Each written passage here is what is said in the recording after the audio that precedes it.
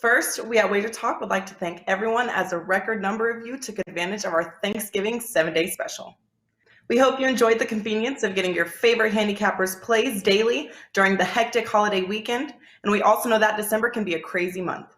Now we are offering a rest of calendar year special. Get every NFL, college bowl game, NBA, NHL, college basketball games, and all other sports of your favorite handicapper through December 31st for only $249. The early bird really does catch a worm for this special as it starts the day you sign up. No coupon needed. Pay only $249 today or pay $249 in a few days. The choice is simple. Let's have a great ending to 2021.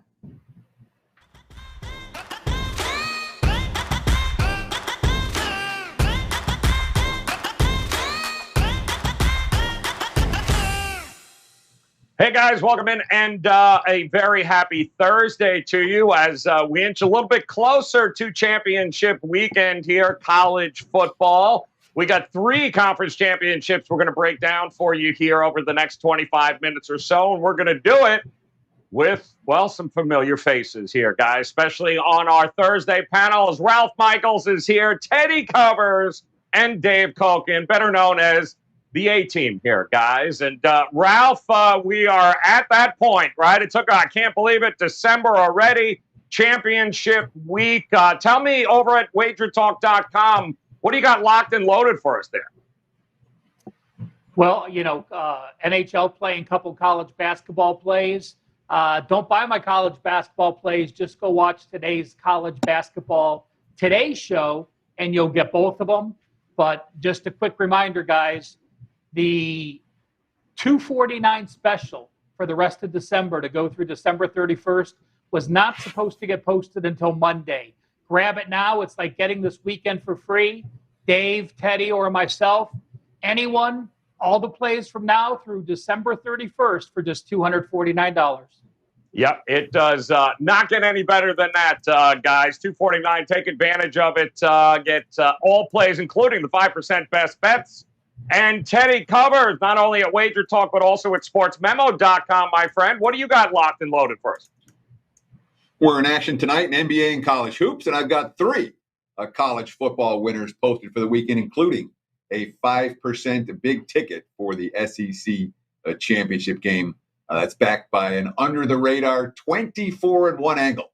That's been cashing tickets for some time. So you can check that out right now over at WagerTalk and or sportsmemo.com. All right, good stuff there, guys. $249 again. That'll get you right through the end of the month. All plays from these guys, including Dave Cokin coming off a clean sweep in college hoops last night. Dave, what else you got locked and loaded coming up this weekend at WagerTalk? Oh, still putting things together, but I got a couple of NFL games, couple of college games, only one basketball play tonight. That's free. And didn't play any hockey tonight. Grinding along and looking for a good weekend. All right. Well, we can certainly try to help accommodate you guys as we start with the ACC Championship. Let's go, Robert. What do we got? Oh, Wake Forest taking on Pittsburgh here in this one, and this one's going to be 8 o'clock on Saturday night, guys. Pittsburgh opened up as a 2-point favorite, 71.5 as the opening total. And Ralph, I guess people are saying that may not be enough here with what we have seen from both of these offenses and, well, both of these defenses here. What do you think? Well, I clearly like a side. I already bet Pittsburgh. I gave it out to my All Access clients. It's going to be my best bet here. So I'll just get right to it. You know, a lot of times when you look at how teams have done and you look at like opponents, you know, it's not always factual. But, you know, I look at Pitt this year. You look them at an ACC play plus 123 yards per game. This Wake Forest team with a defense that's giving up 436 yards per game in conference action is only plus 53 yards per game. If we look at that, there are 5 similar opponents this year. Pittsburgh 5-0 straight up, 4-1 ATS, plus 547 yards per game. Wake Forest 3-2 straight up, 2-3 against the spread, plus 235 yards per game. Offenses, I'll count them even. You look at the number 3 and number 4 scoring teams. Kenny Pickett, a little better ratio, 40-7 compared to 34-10. But the defense is going to be the difference. I have a Pitt team allowing 2.8 yards per carry on defense against the Wake Forest team allowing 5.1. And with the one dominant line, Wake Forest saw one dominant D-line. They allowed 7 sacks to Clemson. Pitt, the number 2 sack team in the country, sacking opponents 11.2% of every time the quarterback passes it back. Best bet for me on the Pitt Panthers. All right, Pitt Panthers. It is. It's interesting too, Teddy, because Pitt's defense, I believe, number 2 ranked when it comes to sacks in the country here. So something Wake Forest needs to be at least aware of here. What do you think of their chances of pulling us down? I mean, I guess Ralph's more confident in Pitt's defense than I am. Because from a side standpoint, I don't know what to do with this game. It feels to me like the last team with the ball likely to win. And I understand that many of the stats for Pitt's defensively are decent. But I also know I've watched this team against a mobile quarterback twice. Western Michigan, I had a big ticket against Pitt, a 5% play, and Western Michigan won that game outright as 15-point dogs. And they scored 44. And Miami with Van Dyke at QB, another game where Pitt's defense had no idea how to stop a QB who could throw and run. They gave up 38. They lost at home in that contest. So I'm not convinced Pitt's going to get stops. We've seen enough from Wake to not expect the Demon Deacons to get stops. And, when we talk about Pittman and Hartman, we're talking about 2 real good QBs, the type of QBs you want your money on. So this is not a game I'm going to play. But if I had to play this one, I'd look at the over before I looked at any other factor. Dave, sometimes when you look at scores from these 2 teams, you're wondering, is that the basketball team or was that the football team? Because they tend to get some points in here. How are you looking at this game? Well, I mean, if you do the stat breakdowns, then you favor Pittsburgh. But as far as the matchup goes, that could be another story. Pittsburgh's real strength is against the run. Wake Forest isn't going to run the ball. They don't care. They're going to drop Hartman back on a lot of plays. He might take off and run at times, but they're going to throw the ball. I think Pittsburgh's better than Wake Forest in terms of talent, but I think Clawson is better than Narduzzi. And that really is something that's big to me. I focus a lot on the coaching in these championship games because you've only got the 1 week to prepare. It's not something you could really look ahead to a great extent. And I would tell you that I think Clawson's a much better game coach than Narduzzi, who, quite frankly, at times mystifies me with some of the decisions he makes. He's an awful clock management coach. By the way, if it comes down to that at the end of the first half or at the end of the game, expect Narduzzi to do the wrong thing because he does it all the time. So it's a tough call for me because I think Pittsburgh's the better squad, but I'm not sure that I'm not trustworthy of them to cover a spread or even win the game. I'm going to pass this one. There's one game I like that we're going to talk about today. This ain't it. Yeah, it should be an entertaining game if nothing else there, guys. So ACC, that's going to be the 8 o'clock Eastern time kickoff on Saturday. So go ahead, Robert, let's head over to the Big Ten if we can. Iowa taking on Michigan in this one here. 8 o'clock also Saturday night. 10.5 opening line for Michigan here. 44.5 as a total. That seems to be creeping up a little bit here for Michigan. And Teddy, team you know well, the Michigan Wolverines. Are you worried about a possible letdown situation here?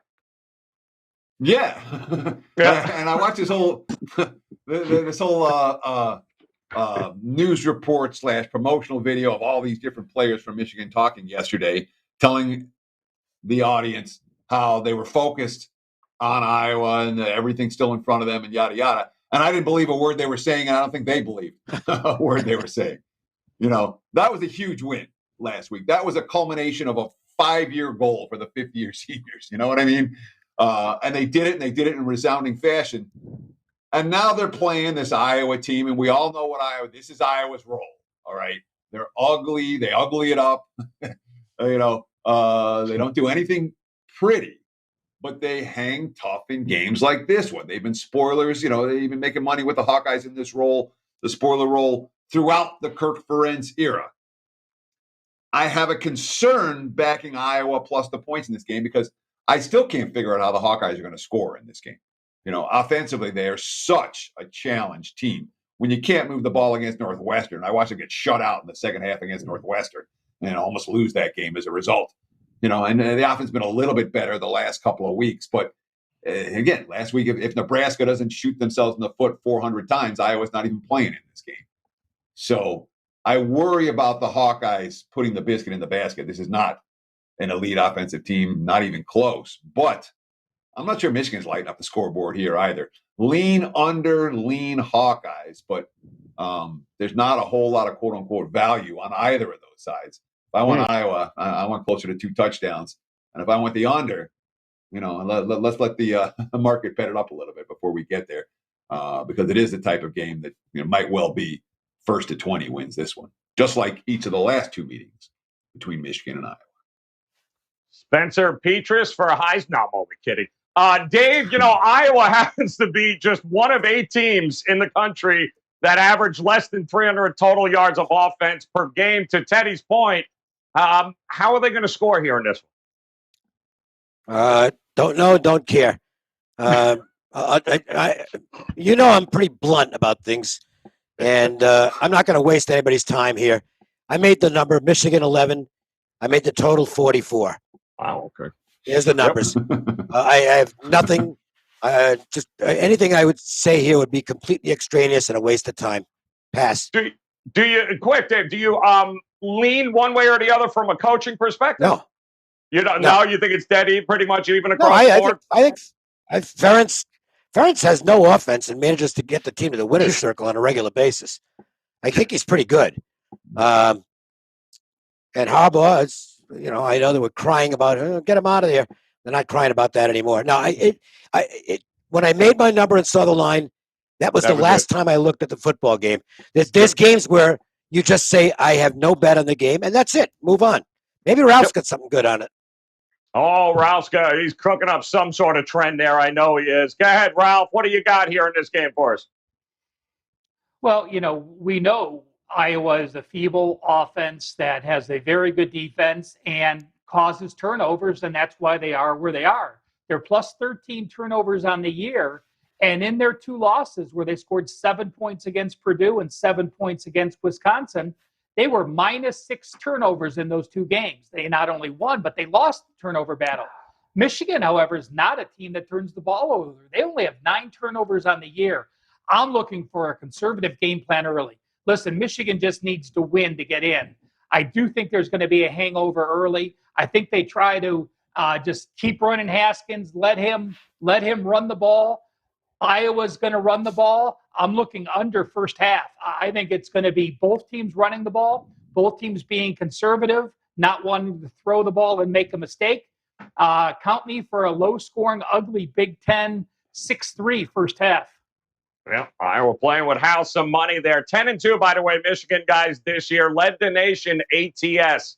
10-2 to Wolverines. We'll see if they can't make it. A clean sweep, 11-2 here heading into the playoffs. All right, one more game on tap we're going to take a look at. Hit it, Robert. Let's head to the Sun Belt, where we're going to take a look at App State and Louisiana, the Raging Cajuns, 52.5 as an opening total. -2 here, Dave, for App State, 3:30 on Saturday. Guys, which one of these teams are you leaning towards? Well, I think the intangibles come into play here. And this is going to be it for Napier. He's already taken the Florida job, but he is coaching this game. And I thought that was important. I really feel as though if he felt he was going to be any kind of a distraction, that he just said, okay, I'll move out now. I think you're going to see this Cajuns team want to send him out on a winning note. Players love him. I don't think the players are feeling he's disloyal or anything. Look, it's Florida. It's a huge job. So I don't think there's any ill will there. And go back to the regular season matchup. Now, these teams are pretty close in terms of overall talent. I think it's a toss-up on as far as that goes. But that first game was completely lopsided. So the matchup here, I think, is something that still favors ULL. I don't know that things have changed that much. So even though I think the number based on power ratings is about where it should be, you can make a case that App State might be the slightly better team. I don't think they match up well with the Cajuns, and I think you're going to get a very focused UL Lafayette squad here. I like Lafayette to win this game, or Louisiana, whichever you want to call them. Raging Cajuns, it is. Ralph, it's funny. App State did not, I don't believe, lost a game after that ass whooping they received there back in October. So do you agree with this line? Are you leaning one way or the other? Yeah, 6-0 straight up, 5-1 ATS down the stretch. App State's 2 losses at Miami of Florida, a game that went down to the last second, and then that Louisiana game. I think in that Louisiana game, remember, App State got out to a 14-0 lead. Yep. And then got outscored. Yeah. And then it was a complete turnaround. Of course, ULL was a popular pick early to knock off Texas. What happens? Texas looks like they're a top 10 team in the opener. They lose by 20, and then they go on to win every game. I'm going to look at the defensive side of the ball. You know, I look at ULL, 13 points per game down the stretch. Yes, the offenses are Georgia State and Troy, but Liberty's decent.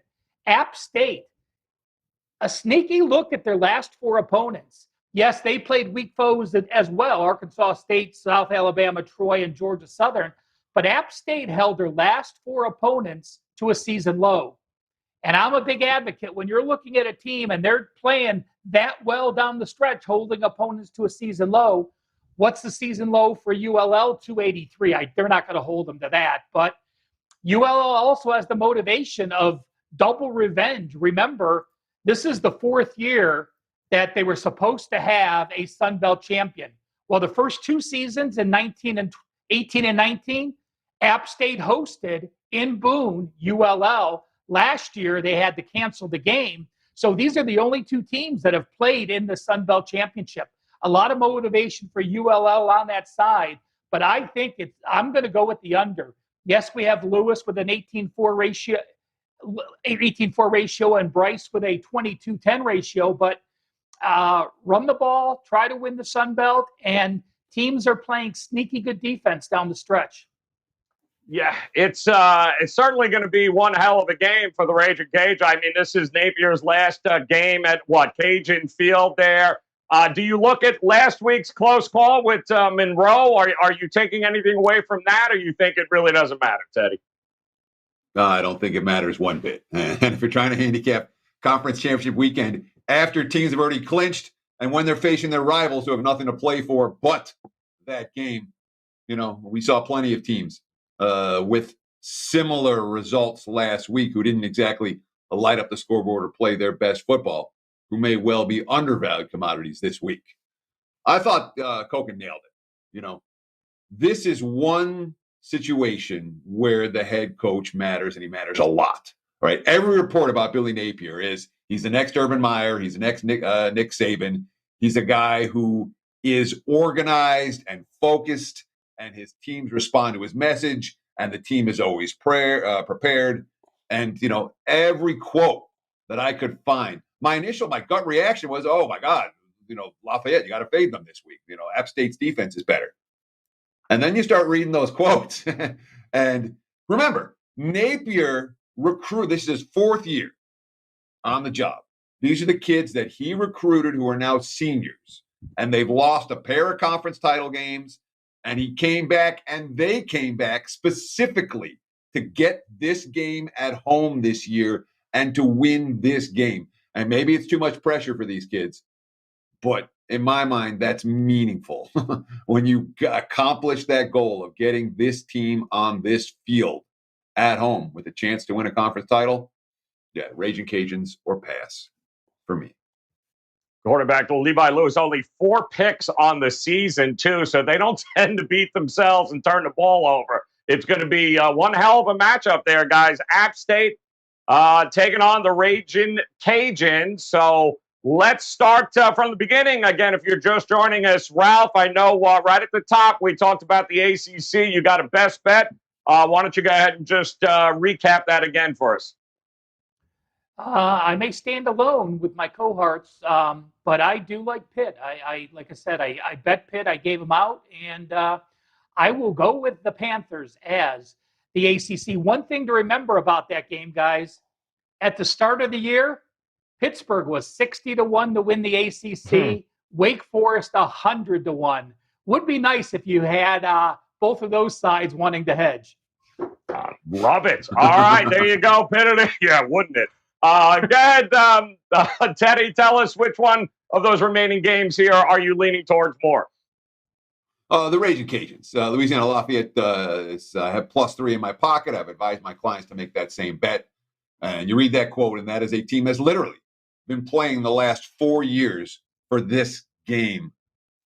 I think that's meaningful, and I think Louisiana Lafayette wins the game straight up. +3 is a nice little, just in case they come up short. I'll take the +3. And like I said, that's in my pocket. Yeah, the emotional edge has got to be huge there. Dave, how about it? Raging Cajuns for you? Yeah, I think the teams are close, but I like the matchup for UL Lafayette. The home field is huge, and I think the intangible factor is the biggest factor here. I think the Cajuns win the game, so obviously at +3, not the worst take in the world. Yeah, I love it. All right, guys, there you go. Keep in mind, again, if you missed it here, the opportunity to get an all-access pass through the end of the month through December 31st right now. All plays, all sports, including 5% best bets.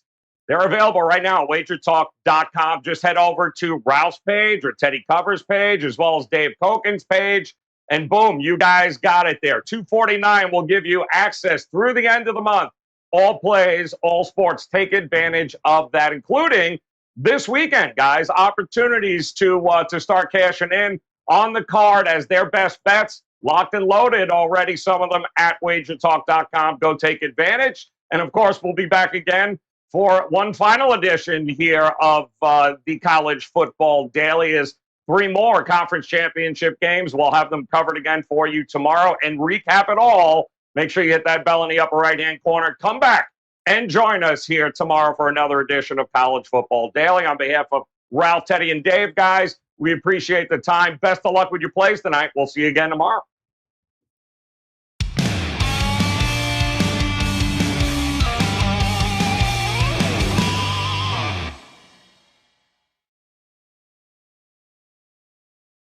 Founded in 1957, The Gold Sheet is the country's longest-running sports betting newsletter. Each week, the Gold Sheet team delivers analysis on NFL and college football games, along with NBA and college basketball matchups. The Gold Sheet maintains in-depth point spread and results logs, giving sports bettors and enthusiasts the insights needed to maximize their wagers. For over 60 years, Gold Sheet readers have received key releases based on power rankings on all teams, and for the first time ever, you can now get these selections exclusively at goldsheet.com, wagertalk.com, and sportsmemo.com.